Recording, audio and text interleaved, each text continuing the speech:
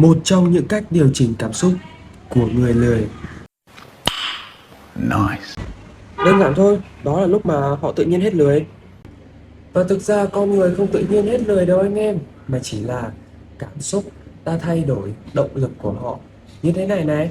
Thế nên bây giờ anh em theo chân tôi đi dọn phòng nhá. Let's go.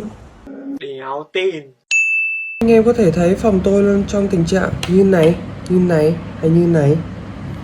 Do cảm xúc bây giờ của tôi không thay đổi gì lớn lắm nên tôi nghĩ là chúng ta nên tự tạo ra cảm xúc mới.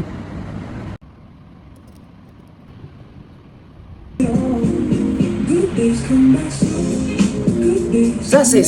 Ok, chọn được nhạc rồi nha anh em. Sau khi chọn được nhạc thì tôi quyết định là sẽ dọn giường trước, dọn giường, gấp chăn bàn trước. Ok, let's go.